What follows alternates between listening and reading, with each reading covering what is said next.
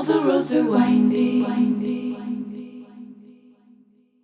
Welcome to the show, Audrey. I'm very excited and curious to get into what we're going to get into today with tantric weaving and everything. And so, hi, welcome. Hi, thank you so much for having me. I'm really, really excited to be talking to you and your audience and getting to know each other. Cool. So before we get started, would you like to set the energy of this space for us? I would absolutely love that. Yes. Okay. So yeah, I would love to create a container for us, for the conversation and for the listeners. Okay. So let's collect all our parts that brought us here in this now moment, and opening up to receive, opening up our crown chakras. May what wants to be channeled, what wants to come forth, be of service to the collective. May it bring inspiration, questions for ourselves and the listeners to step into a place of curiosity, of open-mindedness, into finding our own truth. And may the conversation be clear, free from attachment of ego, free from belief systems. May it be a channel for divine guidance, inspiration, awareness of spirit. May the delivery, the choice of words, the themes be of flow, be direct, down to earth, sincere, simple, yet profound. May it find resonance. And I'm calling on to the higher self of everyone joining the container for this conversation, and calling on to my guides, spirits, angels, ancient masters to support this co-creative process. So thank you. Thank you everyone for joining. Thank you. Beautiful.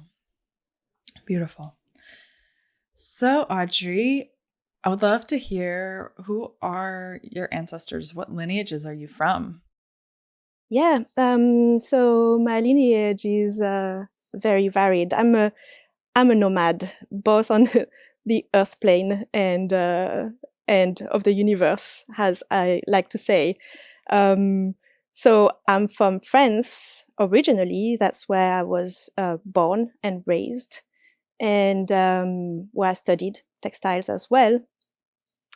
And then I moved to the US when I was 26. And so I feel, now I'm almost 40, so it's been 14 years. I feel almost as American as I feel French, even though I do have a strong accent still.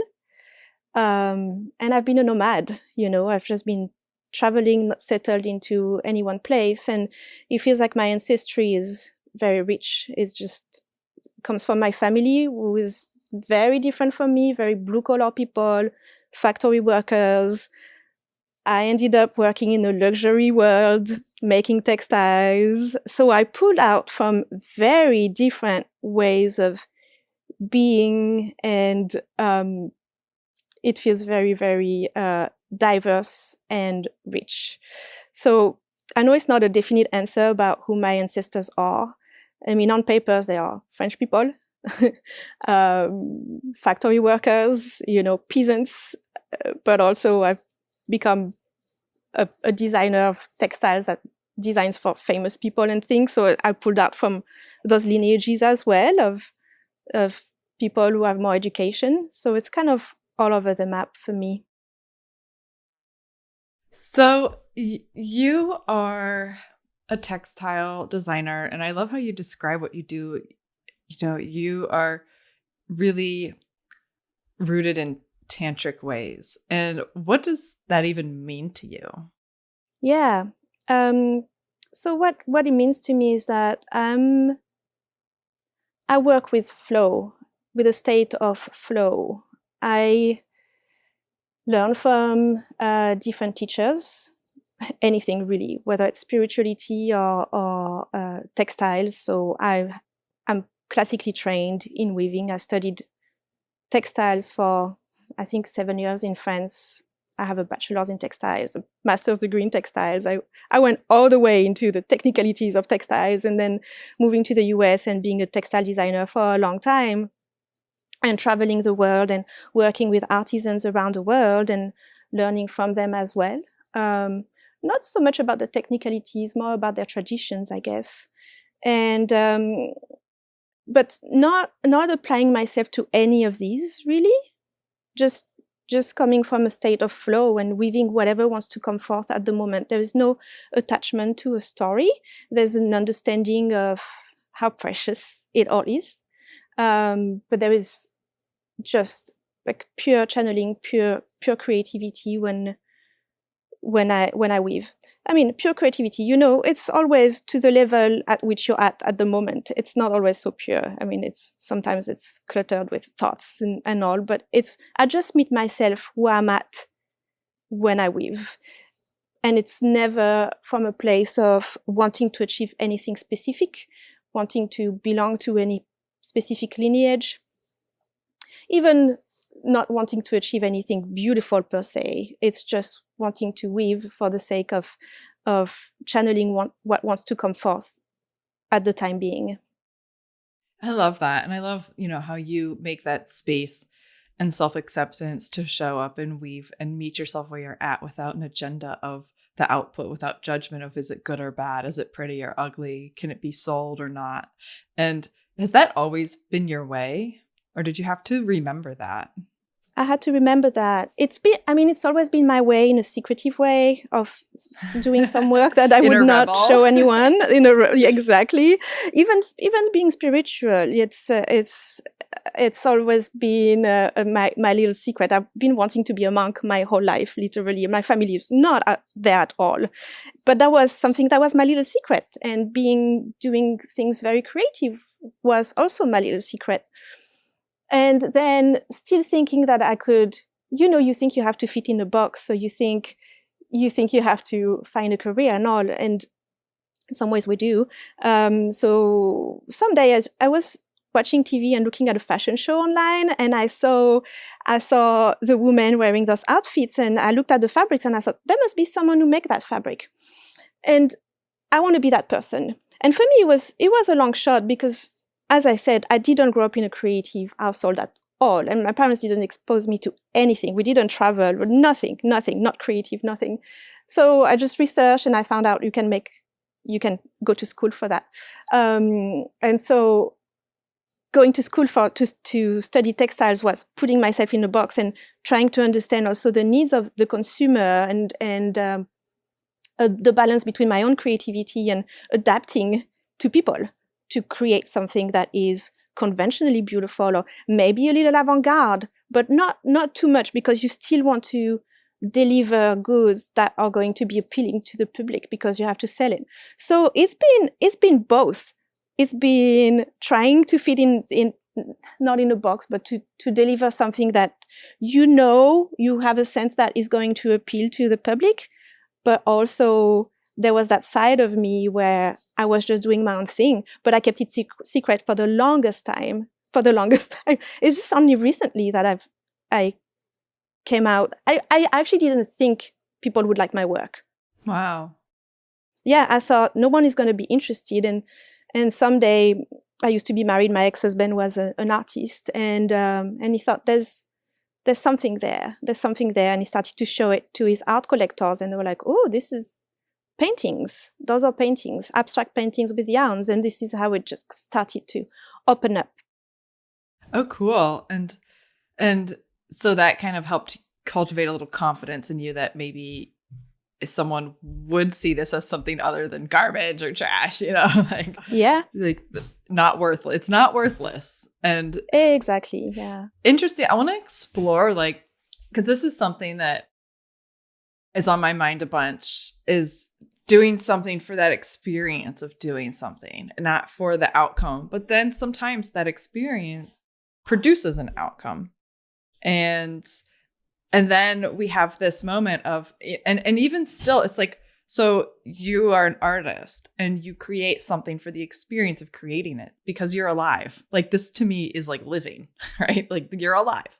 And so then now you have this woven thing and you're like, okay, this is cool. And then there's an opportunity in that moment to put pressure on yourself to, like, I have to sell it or I have to do something with it. But what if we go with just what's the next experience you want to have with this thing? So I don't know. This is something that's been on my mind. So I'd love to hear like what's your kind of process in this as you go from creating to then sharing and showing and selling even. And how does that flow for you? Yeah, and what are some of the like places you get hung up or tripped up too? I would love to hear that. Yeah. Well, it's quite a process, and I have to admit I'm a total work in progress about that because it's extremely vulnerable. Probably like anyone who does anything creative, it's not even, I mean, everything is creative. Putting a podcast together is creative. You talking to me, you're being creative. You have to adapt to me, like it's to each other and to the listeners and all. So it's always that state of play between the outside, the inside, and whatever is unseen, and what do we make out of it? And so I'm still learning myself, and I come from a place where I can't say I'm shy. I'm not shy, but I am definitely, I think I'm very protective of my inner world, of my spirituality for one thing, as I said, just saying, hey, I'm just diving into the ancient masters' teachings. I've done that forever, not telling anyone. And same with showing my work, my own personal work, not my design work, like the work that is so personal. And that's really difficult. It's really difficult. I'm Scorpio, so I think I'm very secretive, and so it's a work in progress. It's not easy. It's trials and errors too. Like, who do I show the work to? What do I say about it? Are they going to understand that I'm not trying to do anything? A lot of people want to attach stories to it, and I'm like, there's no stories. There's just, the story is just whatever wants to flow at the moment. Here it is. Or if I want to say a story about it, it's kind of, if may feel out there, here is the warp, which is the vertical yarns on the loom. To me, that's the divine plane, like earth, sky. And then there's the weft. The weft is the horizontal yarns, and that's life. That weaves onto that, and it just moves, and it goes all over the place. And sometimes it's empty, and sometimes it's messy, and it's what I call Tantrics, flowing between the two, and how do they meet, and what do you do with it? And that's really my process. And so I'm very self-conscious about it, because are people going to receive that in a way where they're going to be like, she's totally nuts? Or is that okay? So I'm still figuring out how to deliver the work, and the vulnerability of people not understanding. That means, oh, they don't understand me, then I'm not seen. And it's all wrapped up into so many layers, and ego, of course. I mean, like, well, I want people to like my work. Not everyone. It's not gonna meet everyone, obviously, but I want at least someone to like my work. What if no one likes it? I'm more at a place now where I'm like, well, if I like it, actually I don't always like it. It just is what it is. Sometimes there's a piece I don't even like, and some people are going to be like, this is amazing, and vice versa. Sometimes I think I made something really wonderful, and it doesn't land into people's minds. So it's all over the place, and it's a process that is not easy. I get it. I mean, my main art form is photography, and I haven't done it I do it. It never gets off the camera anymore. I have so much photography and videos on the camera, but I do it because to be that vessel and that channel and for the experience. But back, I went to school for this. I dropped out, but I went to school for photojournalism, and then I worked as a photojournalist, and I also had my own secret like art. And I was like, well, I don't want to follow in photojournalism, they're like, you must be the objective observer. And I was like, there's no effing way that you can ever be an objective observer, because that's not the freaking fucking reality universe we're in. And I was like, no, I am, like, me being here is part of this experience. Like, I don't have to be. So I take more of like a documentary art approach. But then always my favorite pictures, my very most favorite ones that I was like, oh yeah, it feels so good. People just like pass right over them. So I hear, and you even said this in this, creativity is vulnerable, and are people going to understand? Are you going to be seen? And I feel like it's not even about, is it good or bad? And I hear you saying it's like, and I feel this too. And I feel like so many creatives feel this is, are we going to be seen and understood? Is someone going to get us? Are we alone in our life experience, or is someone out there like, I feel you? Like, I know that's for me. I'm like, that's what I want. Yeah. And also what's so vulnerable about it is that, I'm a human being with stuff that are messed up. And it's like, oh, people are going to see in that piece I'm totally fucked up. Like, it's like that my mind goes in crazy directions at times. Like, are they going to see that? Wait, you're not a perfect saint human being? Oh my gosh. Oh my gosh. Oh my gosh. Right. I feel you. And what's so fun, like, as an art, I mean, I feel like, what we're talking about here is just, I feel like the life of an artist. And an artist doesn't have to be, to be an artist, you don't have to be validated by selling your art. To be an artist is to have a creative voice that flows through you, one way or another, whether your art is through cooking or weaving or photography or speaking, or just the art of like dancing with the sunshine. I don't freaking care what your medium is. There's this living art. And to me, that's really, like I said it earlier, like this is really living. Like if I'm not in this, if this vessel isn't flowing for the sake of flowing, I'm not alive. And that's when I start to get bummed out and like sluggish and depressed and wonder what's the point and da da da. And then I'm like, wait. So like for you, how do you have this experience too? Does this resonate?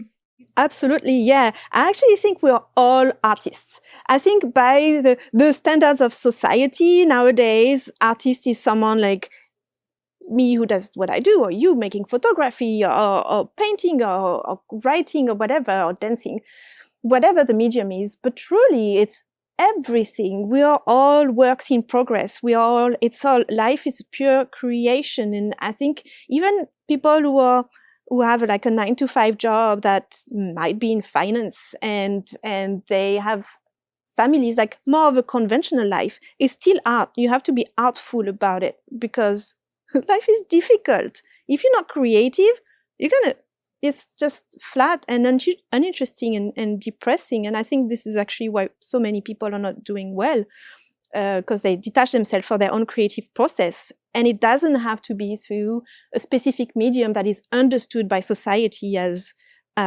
art. Art is literally everything to me. Everyone is an artist. Everyone. Right. And everyone can claim that title. Yeah. Yep. Absolutely. Yes. That's why sometimes I struggle when people ask me what I do, and I say, should I say I'm an artist? So I often say, I weave. I'm a weaver. And in my head, weaver is beyond weaving yarns. I feel like I weave threads that are unseen as well. I weave stories together. So it's fascinating to me. And one of my goal, I don't really have goals, but as a lack of a better word, goal is gonna do it for now. When I teach weaving, it's really, I want to help people tapping into their own spark of creativity. Doesn't matter whether it's weaving or not. It doesn't matter, but I want to hold the space for people to be like, oh, I'm going to get curious about what it is that wants to be expressed through me right now. And then develop that self-cultivation on a daily basis, really. I love that. I love that so much. And kind of going on that thread, pun intended, because I'm a nerd over here. Going on that thread, I've heard people talk about, and like I've heard a lot of questions from folks too about, what's the right word? Discipline and consistency. And I'd love to hear, what is your approach to discipline or consistency and making that space to show up as the artist? Yeah. I'm quite disciplined, not necessarily in weaving per se, not necessarily making space for the weaving itself. I'm quite disciplined at listening to myself. It's not about, I do have a very, a fairly strict sadhana, meaning although I do not follow any dogma, I'm trained as a yogi, as a yoga teacher. I have decades of experience in looking into spiritual lineages, and also I do, wake up not so early, but like 6:30. I do Kundalini yoga, I do tea ceremonies, and I really set the intention of my day the intention is really to flow with what is. So that's the discipline, and always to be on checking with myself where I'm at, meeting myself where I'm at, and also meeting people where they're at, which is kind of the same. It's extremely important for me in my daily interactions to be with people, to be really present for them, the conversation. I'm not always masterful at it, but it's there. So this is my discipline, really. So if I'm going to weave, I don't weave every day. Right now, I haven't woven in a few weeks because I've been all over the place with a move, traveling. So many things have been happening in life, like a lot of people lately. I think the world is changing and transitioning. I'm transitioning myself. I haven't been available to weave, but I'm available to listening to what that means for me and be okay with that or be not okay with that. Whatever happens, just meeting myself there with kindness and compassion. And so that's my discipline, really. I love that. Thank you. And I hope that someone listening really receives that, because I think the patriarchal machine wants to be like, you must block out this time in your calendar and adhere to it like a robot. And like, if that works for you, cool. And I literally have to block out times in my calendars for certain activities. But then there's that, I love that how you say it, meeting yourself where you're at and just making time for that. And really, really beautiful approach for the intuitive artist in us all. Exactly, yeah. And I'm aware it's a luxury too. I don't have kids. Mm-hmm. I don't have a partner. I'm single. So for me, I understand that not everyone can do it as smoothly as I can. And I'm really gentle with people who don't find that flow. Finding the flow takes practice too. It's not easy because we're told that it should be otherwise. I was told it should be otherwise. And I flow, but I'm strict. I'm really strict. And I have moments, there's a time and space for everything. There's there's like seasons in life and in a month, there are cycles. And there are times where I'm going to feel like I have to sit and weave for hours and do my spiritual practice this way, and it's very strict and disciplined. And there are times where it's more open, and there are times where I have to eat vegan, and there are times I have to eat meat, and then there are times I need pizza and ice cream. It's really I don't think I'm the kind of person who can blend into any specific way of being. It's always going to be where I'm at, where is the world at. How do we work together? Do you know what's your human design type? Yeah, I love human design. Okay, yes. What are you?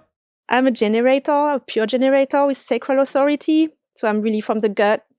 And I'm a 4-1, which is the one that is kind of some people say no karma. That's not true. I have heavy karma. I have a lot of dense karma, I should say, like a lot of past lives.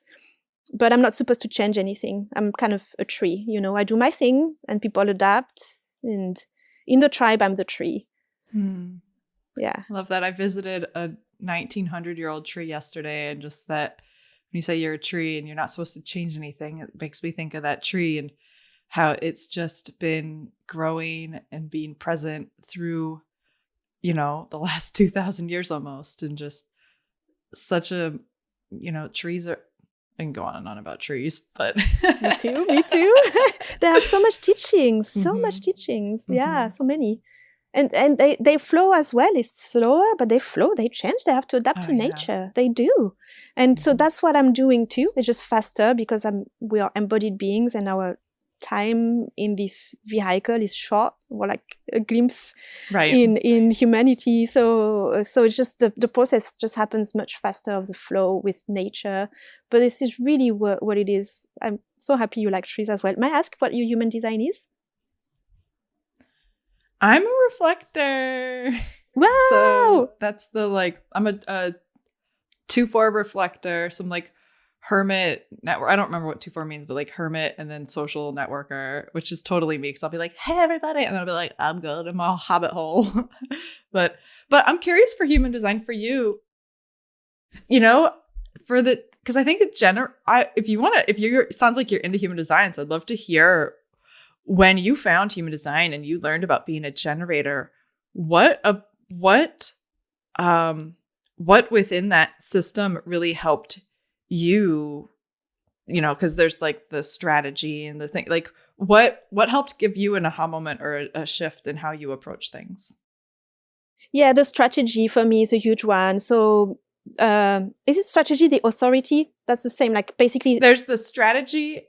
Yeah, strategy is to respond for generators, and then correct. Authority can be, that's the authority is like, how do you make decisions? Correct. So that's how I make decision is really what changed my mind, and that I have to follow my gut, my sacral authority, and that it's not going to make sense. It's not going to make sense. I just have to go by what my sacral says. And so I'm finding myself, which was the case before. I've always been marching to the beat of my own drum anyway, but it was validating in that sense, where now it's like, oh, I want to do this thing that people would think it may sound crazy, but if it's really right to me, it feels very exciting. I'm just going to do it. It means it's the natural organization of our divine right. If I keep doing that, and if we all keep doing that, following our own design, I mean, we would be living in heaven on earth right now. We wouldn't need a government or anything. We would be tribes, and we would just have a flow. It wouldn't always be easy again, because it's always, you have to deconstruct and you have to ask yourself questions. And that requires quite a bit of stamina, actually, I think, because peeling the layers is quite a task. But yeah, it's incredibly helpful. Anyone who listens to this podcast, I would highly, highly encourage to look at human design if you haven't already, because, and living it, practicing it. It's a practice. We have to go back to practicing it, because we're so conditioned. It takes time to coming back to ourselves. For sure. And we just booked someone to come teach a human design workshop. So I'm super excited, because it's been really helpful for me. I learned about it in the end of 2016, and it's been huge. It's been huge. It's huge. It's huge. Yeah. It's incredible. Cool. So tell me a little bit about your weaving now. And you said that you hid you did all this like quote official work where, you're making textiles for the industry and, making fabrics and things. But then you had your sort of secret artist work. And it was only recently that you've revealed that to others and really started coming out of that closet in the last, few years that's happened? Yeah, a few years. Mm-hmm. Yeah, maybe 3-4 years or so. Okay. And so tell us about that work. First of all, I love how you said that people want to put things on it and they're like, what's the story? And you're like, there's no story. It reminds me of like a high school or college class. And they're like, what did the poet mean by this? And they're like, I didn't mean anything. And they like make up all these stories around it. So I love that. But then tell me about, what you meet yourself where you're at and you're connecting, you had your warp and the weft. I loved how you described that with the earth and divine and the flow of life. And tell us a little bit about what happens after you've made a weaving. And we kind of touched on this again, but like you have these weavings. Do you like to, I don't know, I almost have this, it's almost like the weavings are asking me to ask you this. They're like, tell people about our life cycle. It's something like that coming through. Wow, this is amazing. This is making myself asking questions about it right now. It feels like we dropped into something that is pretty amazing, because it's a conversation that I'm having actually, where I've been so secretive about it.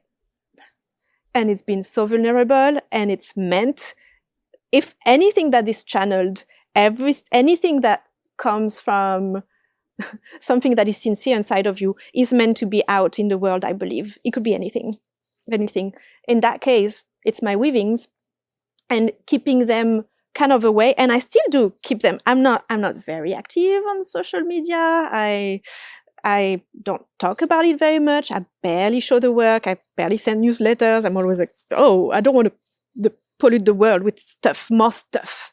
And it's not stuff. It's there's teachings behind it, and it's not the weaving itself. It's the process. I think the weaving is just a materialization, like a physical manifestation of a process of flow, and that has to be taught, I think.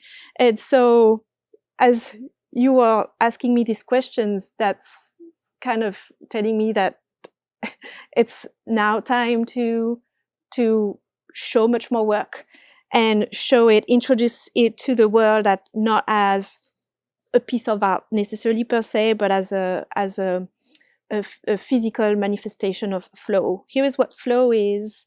Here is how you can get to a state of flow. Even if it's a regular weaving, it doesn't have to be the free-flowing weaving that I do. Just a regular, anything crafty gets you in a state of flow. So it's it feels like there is just a deeper message that wants to come forth, and it feels like the weaving wants that to be brought out to the world much more.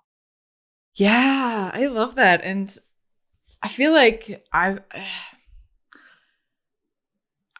been on a similar sort of train of unfolding recently, of like, to me, it's not so much about the physical object or the result or the outcome. It's about the experience. And the experience folds into another experience and into another experience. And it's like the art continues to unfold, the living, the art. It's like, it doesn't just end when this item has been created. There's a continued experience, and it goes out from personal experience to collective experience. And then it's reflected back. And it's like this resonation chamber that continues to affect like whatever was channeled through in that moment into that craft or that art or that result, whatever that might be. Whether even if it's a meal, like then you share it outwards, and this energy is still resonating, and the resonation, it goes through other people, and they imprint something onto it, and it reflects back to you with new information. And you're just like, we're in this living experience. I just am seeing like sound waves bouncing off of walls and back, and like just how this resonation seems. Resonance. I'm like, is resonation even a word? I don't know. Sounds good to me. Okay, we'll use it.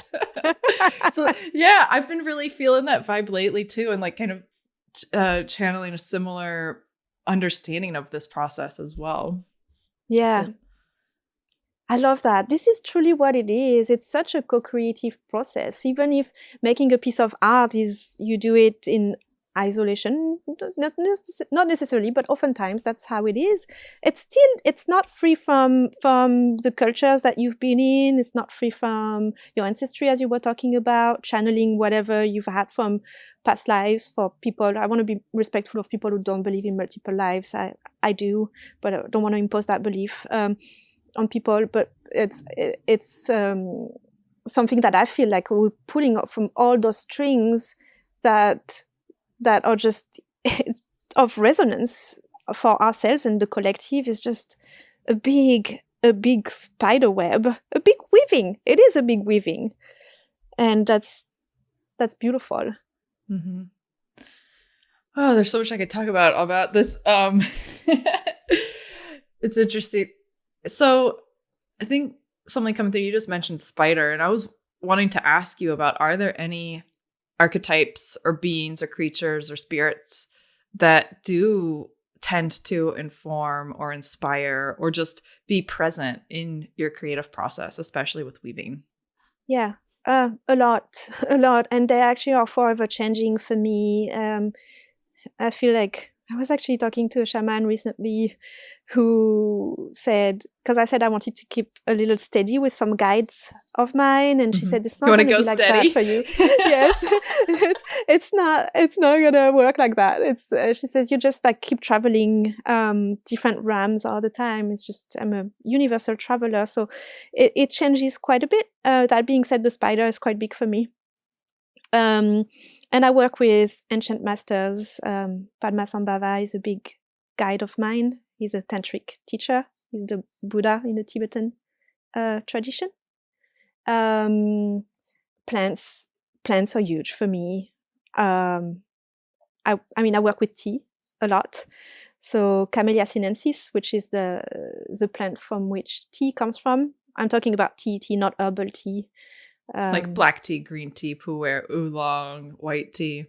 Exactly, which is all from the same plant, Camellia sinensis. So that's a plant alive for me, and it feels like my weavings or whatever I do that is intentionally creative, a lot come from that.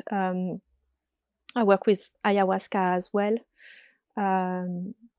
So again, like that Mother Earth energy that has a lot of messages for me and teachings, and that are being then how would I say, like put into forms through weaving, but other things, as we said, anything in life, anything, even your choices of the people you're going to be interacting with is creative. Cooking, as you said, anything. Getting dressed. Oh yeah. I mean, I guess you as a textile person of all people should, you know that about. Tell us, do you have any I don't know, what are your thoughts on like sacred adornment, or even just adornment without being sacred? Yeah, well, to me, anything is sacred. I see life as really precious, and even things that I wouldn't like per se is sacred. Even a trash can is sacred to me. Everything is life. It has life. As far as adornment, that's something I'm huge on. I mean, as a textile designer, obviously I have an affinity for fabrics and for fashion and all. And so I think it's a beautiful way to express oneself. It's, again, creative process. It's just an expression of who you are at that time, that day, and it changes along life. I mean, personally, I've had pretty much the same style my whole life. It's very basic, very simple, but I would always have something that has a little edge, or something that is a little bright, something that brings like life and a piece of conversation. But I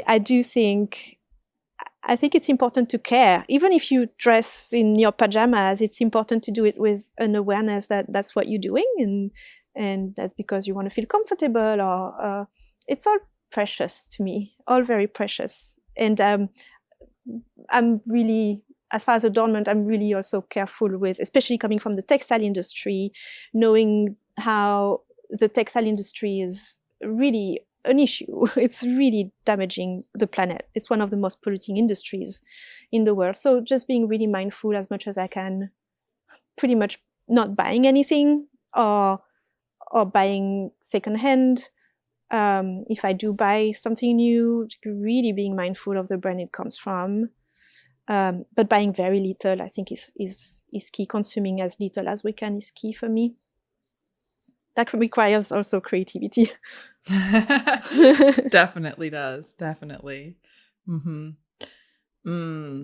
love that. Yeah, we've talked, and I feel like this is something we've touched on. We had Christy Johnson on the show in late 2020, and she does embroidery and textile stuff too. And we got into some of those, just the devastating effects of the textile industry and the waste and the toxic products used, and it's definitely a big thing, and to be aware of, and to it's wild. It's so wild. It blows my mind, because I'm like, I might be upsetting people here, I don't know, but I'm like, we don't need a new season of fashion every season. Like, yes, yeah. Like, what if we just have a new season of fashion when someone's truly inspired and not just to sell shit.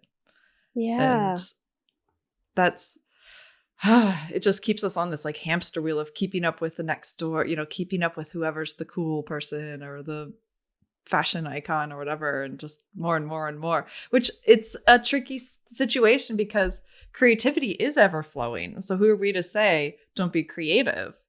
But how do we bring this creative flow into greater harmony with ourselves and the earth and each other? And I don't have the answers. I am not a textile designer. We do have a secret episode with Christy y'all can listen to if you want to get into that. But I think these are good questions and good things to think about and look into for people. Yeah, exactly. At this point, I think it's good you bring this up, because even if it upsets people, then it means there's a question to ask ourselves. And it doesn't mean it's wrong. It doesn't mean it's right. We don't know. Right now, we are at a stage, I think, at the level of consciousness we're operating at. We want to be gentle with how we deconstruct all the layers of everything we thought was. There's so much happening. We're all going through a hard time. So like no fingers pointed at people who work in those industries and all. Like, we have to make a living. We have to dress ourselves. Literally every person on earth is engaging in some sort of polluting. Like, we're all here in it. We're all in the muck and the shadow of it. So I'm not throwing shade on anyone. Exactly. That's not what we're doing. Yeah, exactly. It's like we're all just questioning ourselves and just like sitting with the questions and just digging and see where we're going with that. Yeah, totally. I know, even with me being so digital, there's effects of that, and I think about them like, what, these are wild times to be in. Yeah, we picked wild times, and people our generation, I mean, it's just crazy. We didn't grow up with internet, then we have internet and computers, and now the world is just totally changing. We have serious tasks on our plate. It's good though. I'm glad we are being forced to ask ourselves those questions, because I think we have so much potential in living in great harmony. So, yeah, right. There's potential. Mm-hmm. Yeah. Mm-hmm. And we're not going to get there in a generation. It's probably going to be like years and generations and generations of people, so giving ourselves a little bit of a break of like, we can't put that pressure or expectation of pressure to be like, okay, we're perfect and changed and everything's good now. It's like, no, this is going to be a while. Probably we'll be long dead. Yeah, it's going to be by the time a lot of these problems are solved. Well, I guess the Scorpio in both of us is like, let's go there. Let's talk. Are you Scorpio as well? No, but I have 3 in my chart. And I feel them. I'm like, yeah. I have 3 as well, 3 Scorpios. My son is in Scorpio and I have 3 Scorpios. Wow. There you go. Yeah. Let's dig in. Oh, man. But there's something I did want to talk about a little earlier, was around what, and no shade on whatever you're choosing, what kind of textiles do you like to weave with? Is it textiles? Yarn? What kind of yarns materials do you weave with? Does that, is that part of the process of you? I mean, if I imagine it is, I feel like, I don't know. What's your process of like even choosing what you're working with? Yes. So it's a really good question, because it's actually a very, very important question. It's actually key to my work. And I like to use the metaphor of cooking. We brought food quite a bit. Apparently a theme. Maybe we should do a cooking workshop. I don't know. Instead of weaving workshop. So it's key. And this is where that's also part of the process where it's, I think, very important, again, back to everything being sacred, going back to paying attention to everything. I want to pay attention to what goes into my weaving. I think my weaving is going to be good if I have good ingredients, just like cooking. So if you want good cuisine, I mean, I grew up in the south of France, so I know that I know what good cuisine is, but I grew up with decent food. And for me, it's very, very simple. And it's back to the basic. It's always going back to the basics. Good ingredients, good intention, really good meal. That's it. Like, you need a good tomato, good olive oil, good salt. You have an amazing salad. You don't need like crazy ingredients and spices and all. I mean, sure, for sure, you can add to it, but it doesn't have to go this far to have something good. And that's how I go about weaving.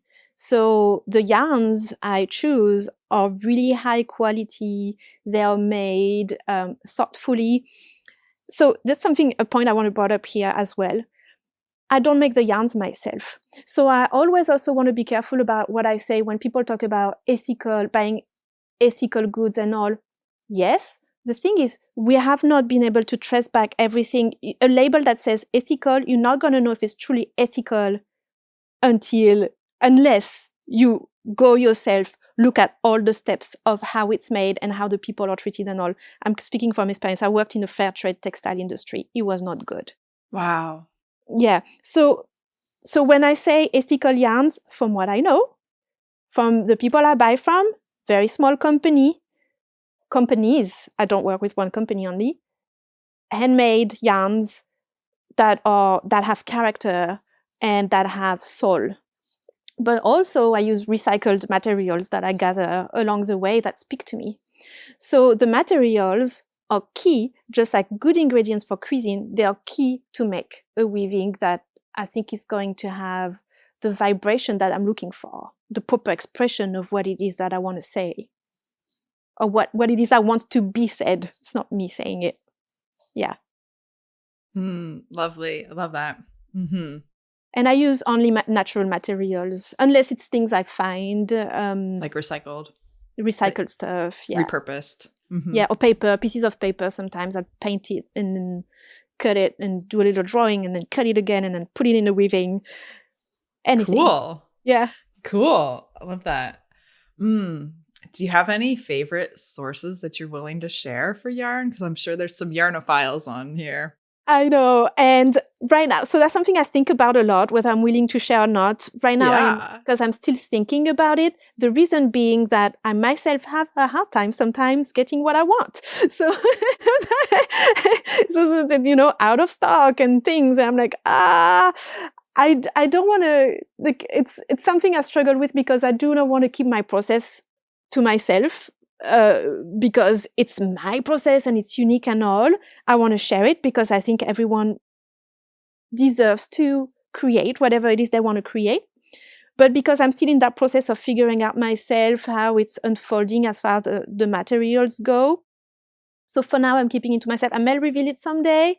I don't know. Maybe I'm going to make my own yarns and figure out how to give more to the world. But I'm still figuring that out. So for now, I'm gonna keep it to myself. But I appreciate you asking that questions because I think it's important for people to know how it works as far as process. Well, that's I think kind of where I'm heading next is maybe you don't if you weren't to share the people you work with, which totally understood. I mean, totally get it. Is there a process, like an herbalist might go and be like, I work with local farms and I search Google local herbal farm or something, and maybe there's a process of like someone's in Minnesota and they can search like local yarn, are there any kind of little approaches that people could take no matter where they are in the world to be I love that question. In this kind of way? So good. Such a good question. Yes. Absolutely, yes. I would suggest that that for me the way it's been. So I'm going to share the process of how I found my yarns, and then people can just do that for themselves, and they're going to find their own yarns. Even better, actually, you're going to find what matches you and what you want to do with it. Anyway, and your local eco region or whatever. Yeah, exactly. So for me, because I've I don't know 20 years of experience in textiles. Working in the textile industry forever. So I've been exposed to so many things and so many artisans and so many ways of making yarns and all. So for me, it hasn't been really a question. It kind of, along the way, I've gathered the information that I needed to find what it is that resonates with me. And I've brought that together and make my weavings with that. So that's how I went about it. So for someone who wants to do what I do, they just same, like go on Google, or if you have farms around you, or anything that you're called to do, just research and see the yarns. It applies to everything. It doesn't have to be weaving per se. Like, do your research, see what talks to you, experiment with that, yes or no, yes or no. So if it's a yes, pursue with that. And that's going to open, the more you do that, meaning the more you come into alignment, the more it's going to open the channels to more abundance, to more yarns. So that would be the process. I love that, opening the yarn channel. You open the yarn channel, yes. The abundance yarn channel. Mm-hmm. Yeah. I know there's there's farmers I follow on Instagram, and there's a bunch of them out there who like have their sheep, and then they show the yarns, and they plant dye them, and they're gorgeous. And so I know there's these people are out there, and if you just got to do a little digging. And yeah. And it's fun too. And then once you do a little digging, I think when things are served on a plate, it's actually not so interesting at times. You kind of want to do a little digging by yourself. You want to experiment by yourself, see what suits you. You want to find your own voice within that. Like the way I work with tea, and I study tea with a tea master, and the way my teacher tells us to work with tea, it's very organic as well. And it's like, drink that tea, see what it feels for you. Don't read what it should feel like. It's because it's Chinese medicine, truly. And don't read about what the experience has to be like. Live your own experience with it, because it's going to be a little different for everyone too. I love that. I feel like that applies to everything in life. Yeah. Literally everything. Have your own experience with it. Yeah. And that's what's beautiful. And then we can exchange about it, and then we can learn from it and do even more creative things. I love it.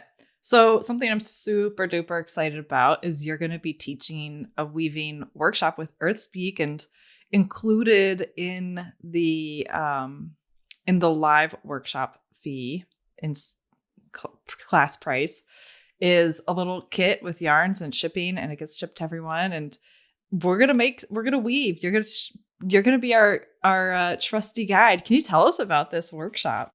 Yeah, so I'm super excited. So one of my favorite things to do is teaching. So I'm a generator. So even though I'm a bit of a hermit and monk, I have a lot of energy, especially when I share things that I love and I have some knowledge about, like weaving. So super excited. Thank you guys for opening your platform to me.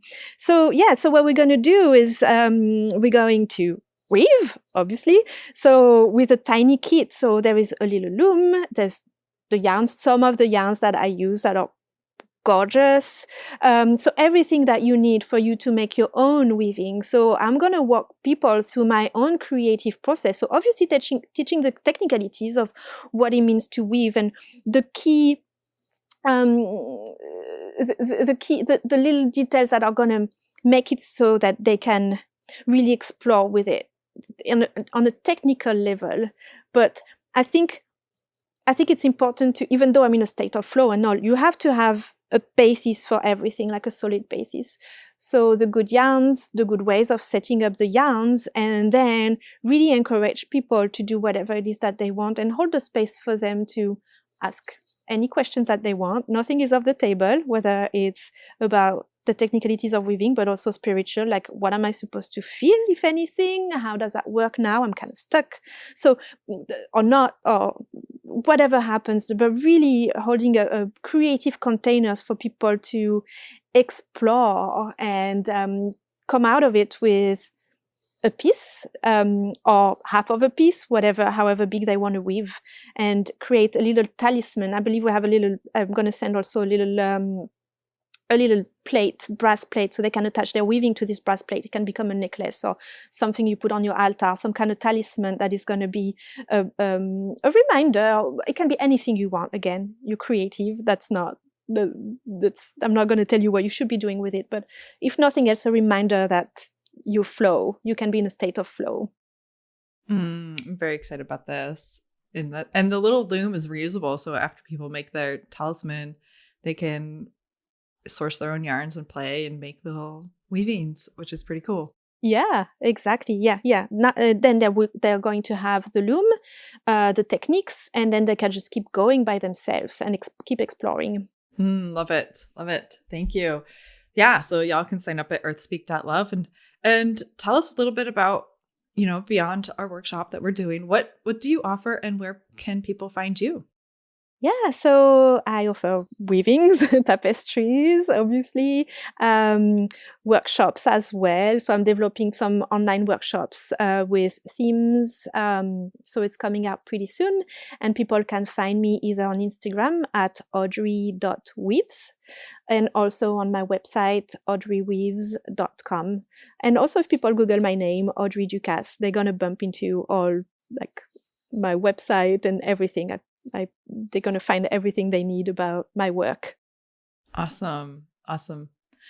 Well, all those will be linked in the show notes as well. So fret not, you're driving, you're walking, you can't write it down. It's cool. Go back to make a mental note, go back to the show notes. It'll be there for you. So thank you so much, Audrey, for just playing today and sharing a little bit of behind the scenes and your vulnerability and stuff. And your creative process. It's really fun to jam on this with you.